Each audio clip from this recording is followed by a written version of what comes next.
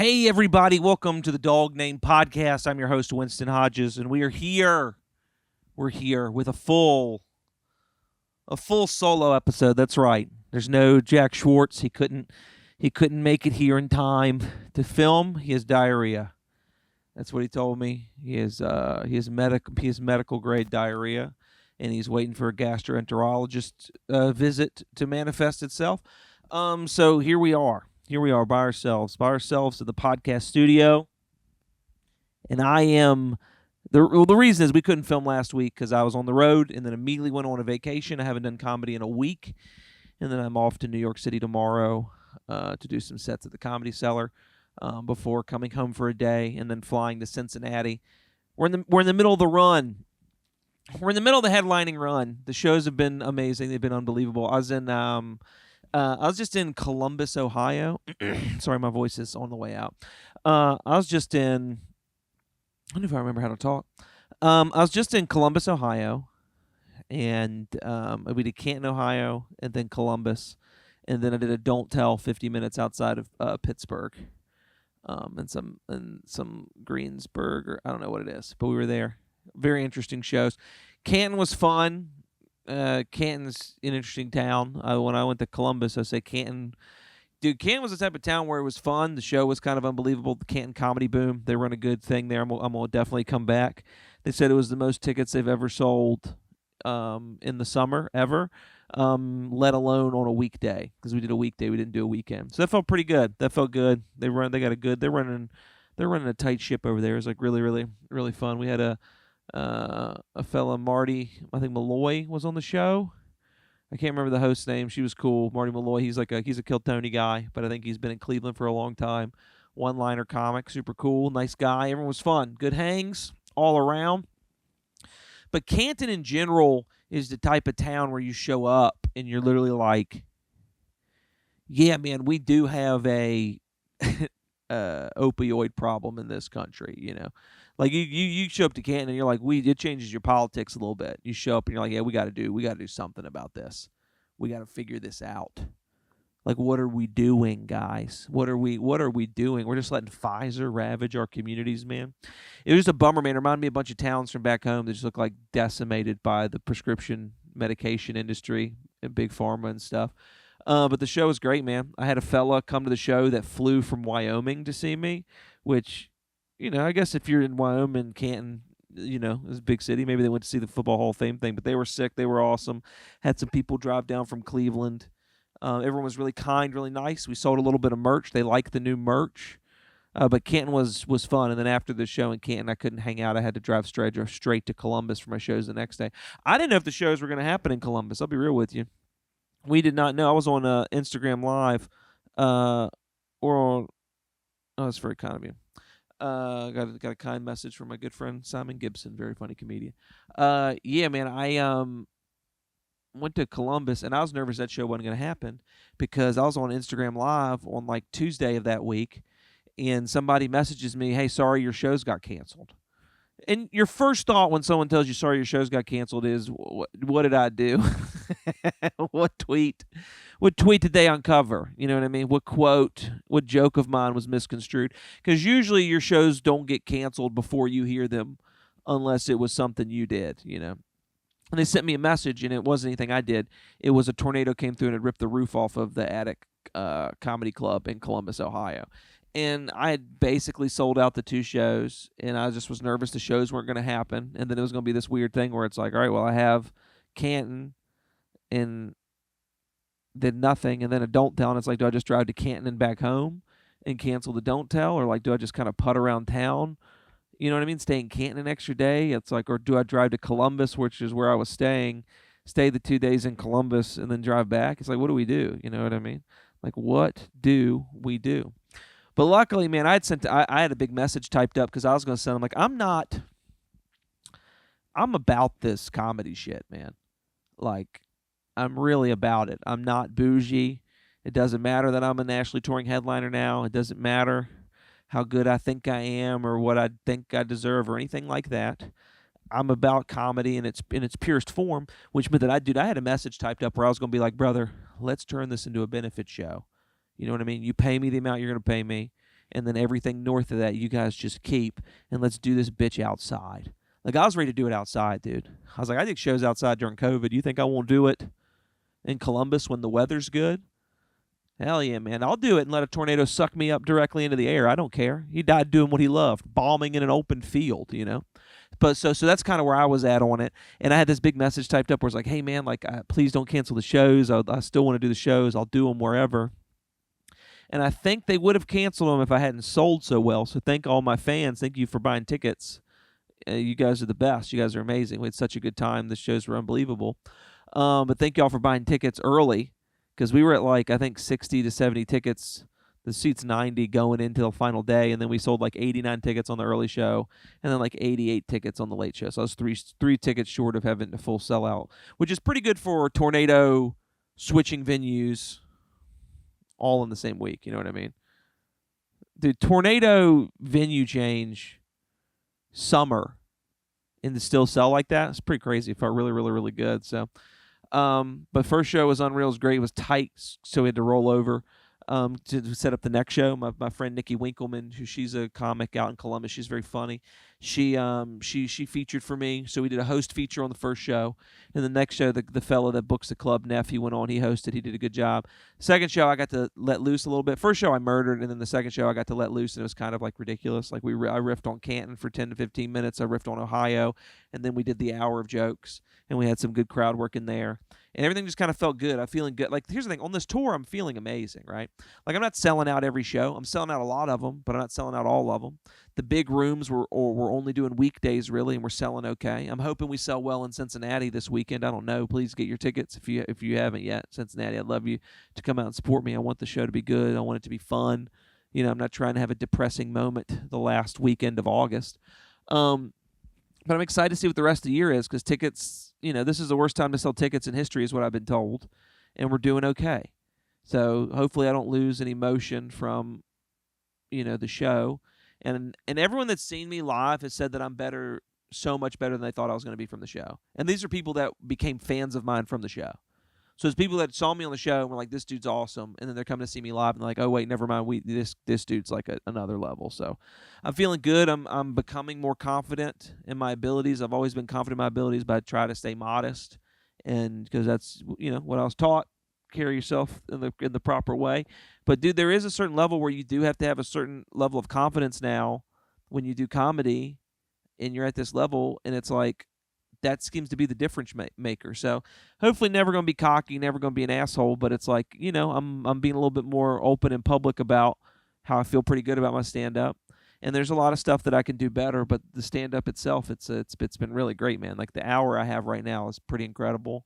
I feel really good about it. There's a nice flow to it. There's some really, really great jokes in there.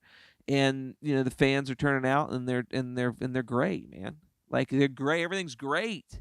I'm trying not to get in my head, man, because there's a bunch of other stuff I want to do, and I'm setting those goals for myself this year, because I really feel like the Kevin Hart thing is the beginning for me. It ain't the end. So, but initially my thoughts were like, well, this is the peak. This is as good as it gets, right? It's not going to get any better than this. Well, it's going to get better than this, baby. And I appreciate everybody that's bought in early, and I appreciate you a lot, man. You're awesome. Like, truly the shit. I really, really, really appreciate it. So we did the shows in Columbus. They were killer. And then I'm mentally ill on an incredible degree, and so I sprinted over to do another open mic at another club called #Comedy Club. Mostly comics there, a group of 9 guys, went up, did new stuff. It worked. It was fun. And then instead of going home and getting sleep, I stayed out till the mic ended and talked to some comics for late into the night, and we had a good time, dude. We were riffing, we were raffing. It was a really, really, really good time. I had a lot of fun, man. Can't wait to go back to Columbus. It's going to get back on the calendar, and I think it's going to be kind of psychotic how good it's going to be next time, because this first time was like so ridiculous. They had us in this place called the Walrus, which is just like, it's pretty nuts. It's the type of place where if you saw the setup of the room, you'd be like, oh, damn, man, somebody could just kind of run a really good show in here. Not a deep room, nice and wide, so you got like 3 or 4 rows back, but like 20 people across, and you couldn't hear the rest of the noise from the bar. It was pretty killer, dude. I really, really, really had a good ass time in Columbus. And then we did the Don't Tell. Don't Tell was in a more rural area, but it was cool because it was like, I'm going to Pittsburgh next year. We're getting the date lined up now, but we're going to Pittsburgh next year, which is exciting. We're gonna have a good time there. So I didn't tell people I was coming 50 minutes outside of it because it doesn't. Here's the thing, man. I'm at the point now where I'm getting door deals at these clubs, so it doesn't make sense for me to promote shows that, like, my financial situation doesn't change based on it. You know what I mean? Like I knew I'm coming back to a club in Pittsburgh next year where it's going to be a better situation. I'm going to do more time. It's in Pittsburgh proper. So I didn't send an email out, even though I was only like 35 miles outside of Pittsburgh, for my Pittsburgh fans, and they're dying to have me come out there. So I'm sorry that I didn't let you know about it, but I was afraid you wouldn't come see me in the spring, and I know you don't want to rewatch these same jokes. So we had like a really fun thing where it was like, it was a more rural area. Definitely wasn't Pittsburgh. Vibes were very white, very conservative, very like middle of the country, and that crowd was hot, dude. It was fun, man. We had a real heater. Ronnie, he runs the shows out there, man. Ronnie's a good dude. He runs the Don't Tells, man. Him and those guys do such a good job out there, man. Pittsburgh Don't Tell's kind of incredible, and it was really cool because even though we weren't in Pittsburgh proper, there was about 10 people that were like excited to see me. That's the thing that I've really been enjoying, is because it's like I'm officially at the point where like, oh, I am kind of an actual drop-in, which I've never been before in my life. Like I've had places that'll, put me on because of my abilities and, just they know I'm a good comic. But to be able to close out a show and then there's some people that kind of freaked out and they were just so excited. They couldn't believe that it was me. And then one person came up afterwards and was like, I told my boyfriend when they said from Netflix, I said, what if it was Winston, and it was me, and it was cool, man. But that show was a heater. That show was actually really, really, really fun, dude. And then I went on vacation, man. And here's the thing. This ain't going to be a super long episode. I'm probably going to do another 15 minutes or so. But like, we go to this lake house with some friends and my wife. It's her birthday. We're having such a good time. Bro, boy, I got ate up, man. Like, I don't know if you can tell. And yeah, I'm showing feet on the podcast, whatever. I don't care. I like my feet. They ain't bad. But like, bro, I'm like bit up here. I got like a bunch of bites on my arm. I can't show you, but like around the waistal area is ate up. I'm ate up here. Oh, more bites there.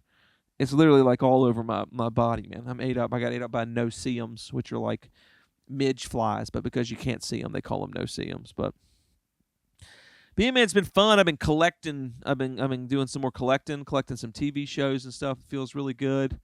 It's been fun. Just rewatched The Critic, which I hadn't seen in forever. We did that on vacation. That was a blast. And yeah, man, we're still having work done to our house, so I got like a bunch of shit I got to do that I don't really want to do. But it's fun, dude. We're coming to Cincinnati. I'm so excited. Got my buddy Joe hosting, my friend KC featuring. And then I got like a bunch of great shit coming up, man. It's just a matter of if we can continue to move these tickets, man. I don't know if ads are working. I don't know if ads do work. I truly have no idea if ads work or not. I'm trying to do, I'm trying to have clips done for this podcast. Jack's going to start making clips for the podcast when he gets a chance, which will probably be after his wedding because he's getting married soon. But yeah, man, it's tough because I don't know exactly what to do, but it'll be back. I'm posting every day. That's exciting. I got one scheduled for tomorrow, which is sick, which is technically scheduled for yesterday. Get this up on Tuesday. I mean, things feel good, man. I'm trying to feel good. I'm trying to feel positive. I'm trying to be like this. Everything's nice. Everything's nice. Don't freak out. Everything's good in my life, dude. And I'm just looking at my physical media collection, and I'm like, you know what, man? It's a good life. I got a life where if everything works out, I'll get to open for big names. I'll get to continue to headline, hopefully move more tickets and stuff. I'm excited, man, because it's like I'm going to be in Salt Lake City, Vegas, 2 little off nights in Colorado, and then we're doing Denver and Fort Collins, which is going to be so sick. And then I come home for a little bit, and then we go Portland.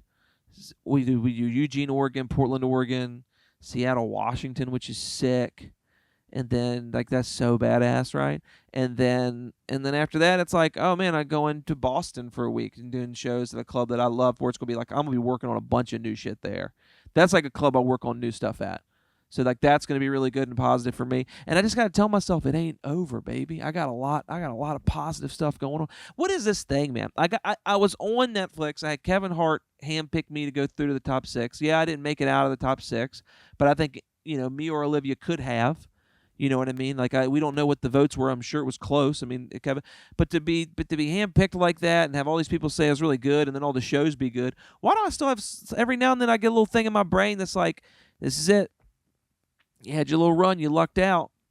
And then other times I'll rotate and be like, I didn't luck out. I worked really hard to get where I am, man. Oh, man. I don't know. That's one of the mental health things I'm really heavy working on. If anyone's got any solutions for the imposter syndrome, I'd love that. But, dude, I've been loving meeting my fans, man. It's so cool, dude. I think I'm going to start being one of those people that, like, screenshots what their fans sends them in the DMs and posts because they're so kind. Everyone's so awesome. Like, there's this lady that sent me a message saying she was sorry she was weird with her 2 kids, but they waited. They didn't know what to say to us, but they were so happy to see me and met me or whatever. And it was a lady and her 2 kids, and and they loved it. And like I met a trans fella who came up and was a fan of mine, and like he was a dope dude, and he was like, I love this joke, and so he got the Kingmaker sticker that I had made, and like yeah, man, I love my fans, dude. I legitimately love them. If you're a fan of mine and you see me in public, I want to talk to you, man. I wish I could tell you how much it means to me to have fans and how happy it makes me. But it's a bit of a game changer. Like, it just is cool, man. Oh, when we're on vacation, we went to Roanoke, Virginia one day to get food and to take a friend of ours who rode down with us but needed to get back in the middle of the week, take her to the train station so she could get back to D.C. And so we go to Roanoke, and we're looking at a bunch of used media stores, thrift stores, walking around downtown. But we went to eat at this at Scratch Biscuits or whatever, which is really good. And I'm checking out, and one of the young dudes is like, "Hey man, have I seen you somewhere before?" Which is the best way to try to find out if I'm the guy from Netflix. Because it would be weird if you're like, "Yeah, Phil from Netflix." I was like, "What the hell are you talking about?" Have I seen you before? And I was like, "You watch comedy?" He goes, "Are you the guy from the?" I was like, "Yeah, it's me, brother." And they were really kind. They were nice, man. And then on my way out, like we walked out, and we're walking to the car, and then like one dude sprints out of the back and goes, "Will you sign our menu?" And so I signed a menu, and I got a photo with them. And so like me signing the menu is hung up on the wall at this place, man. And that might not mean a lot to some of y'all, but boy, it's pretty cool, man. It's pretty cool. It feels like what I'm doing is going in the right direction. It feels like I know what I'm doing. Let me make sure this is recording, right? Like this, yeah. It feels like everything's going in the right direction, man, and it's the small stuff like that like really, really, really means a lot. And it is weird because it's like I'm getting these off dates and these great weekends, and my agent and manager are just killing it, dude. They're so sick, and I think they believe in me. I could be dumb, but I think they believe in me. I trust them. I'll take them at face value. Here's the thing. In my mind, I'm like, I think they're done with me. They're not happy with me, blah, blah, blah. It's like, bro, I've been with them for 3 months. I ain't even been with them a long time. But they're great, man. Super dope people. Very cool. And they'll come up and, but like they're setting me up with these killer runs and stuff like that. But every now and then there'll be like these empty nights. And so like, it's been fun to try to fill the empty nights with like don't tells or like, because I'm only filling my nights with shows where I'm not advertised to headline or in an area that's not a market at all, right? Like, so when I go down to Chattanooga, I'm booking a show on the way down at Roanoke, Virginia, because that's not in any market whatsoever. There's no club in Roanoke. There's no whatever. But if I can get something set up, do a little door deal, it'd be really fun and exciting. And then on the way back, I'm going to do a don't tell that is in a market. I'm not going to tell people what the market is, but it is in a market where I'm going to that club next year. And it's great because it's just like, oh, I'll be able to go. And if I do well, I'll get a bunch of people to join my email list. Because that's all we're working on, man. I'm trying to get people to join the email list. I'm trying to get people. I'm trying to do podcasts. If you have a podcast, I want to do it. Just please have me on. I just want to get my name out there. I think people enjoy what I do. And I think if people see me live, I'll just keep making fans, man. And I'm sorry I keep checking the watch, but I'm used to having like Jack in here. And I don't want to give you guys like I mean, I think at this point it's been 20 minutes. But when you're talking about yourself, it feels like, a decade, man.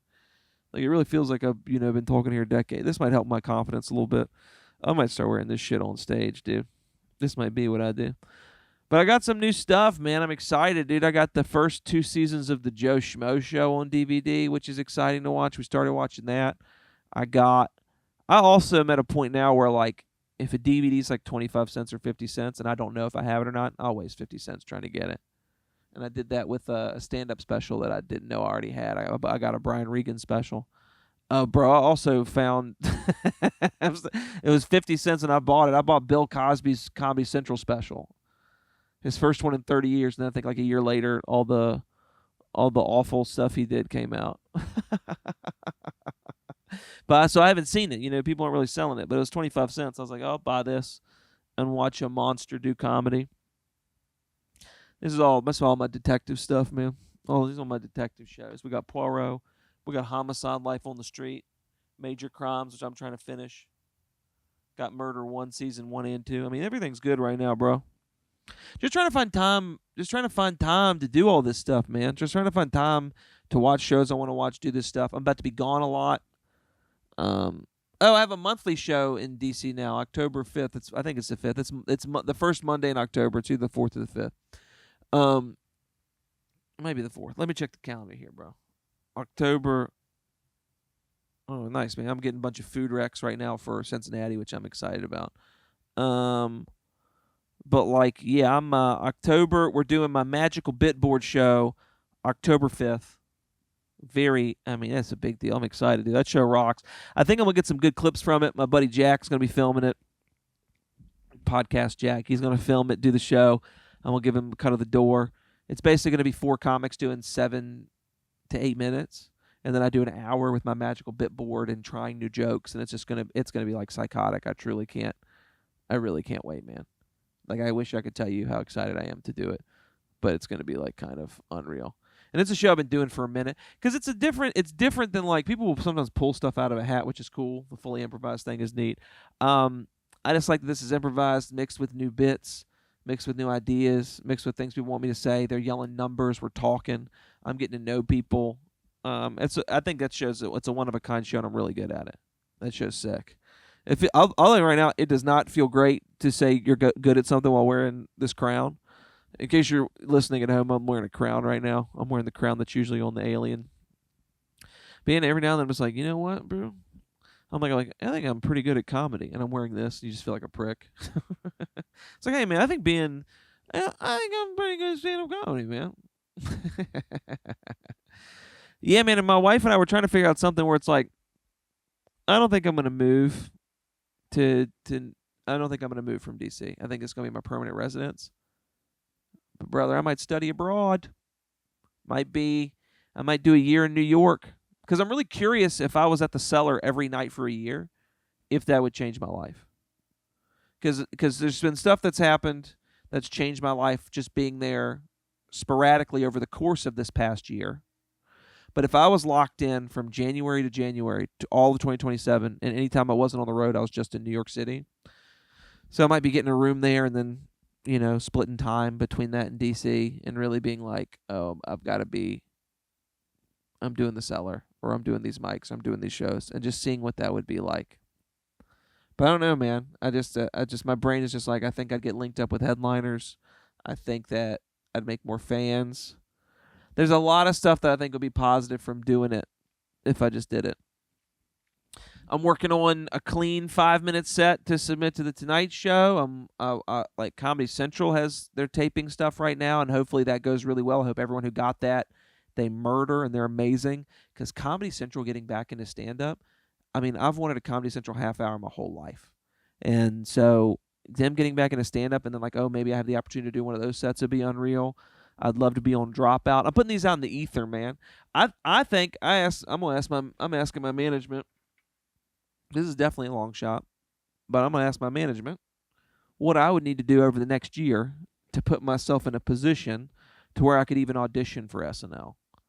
And I don't even know if I'd want it. I think it'd stress me out, but it would be a thing that's just like, that was the first comedy job I ever wanted. I was an SNL fan and a stand-up fan, but my brain didn't register that you could make money doing stand-up. It was like, oh, you do SNL. You just be on SNL. You're funny. I've always just loved comedy, man. And yeah, man, so I'm going to ask, so your boy might be taking acting classes. He might be doing improv, doing more sketch. having a week off for vacation, I'm back with the vengeance, man. I was already one of the hardest working people I know, but we're about to crank it up, buddy. I'm about to not be. I'm about to be not watching any of these DVDs, dude. I'm not. But video games were done. I might sell all my video games. I might sell this TV I got over here, man. I'm done, bro.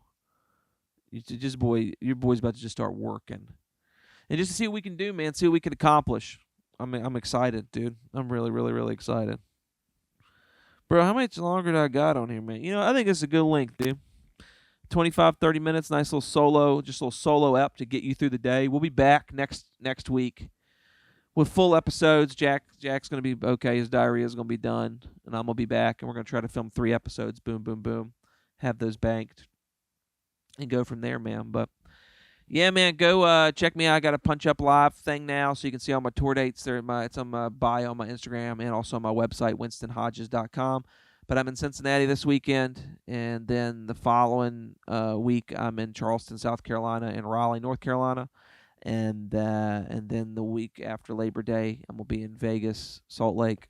It's gonna be sick, and then Denver and Fort Collins, and then after Denver and Fort Collins we're gonna go to Jack's wedding, which is exciting. Jack and Matilda getting married, and then after that I'm gonna be in Eugene, Oregon, Portland, Oregon, Seattle, Washington, and then Boston. Get your tickets, please go. Tell all your friends. I'm really fun to watch live. I guarantee it. And yeah, man, say hi if you see me live. But you guys have been great, and I'll catch you later. Have a good one. Bye.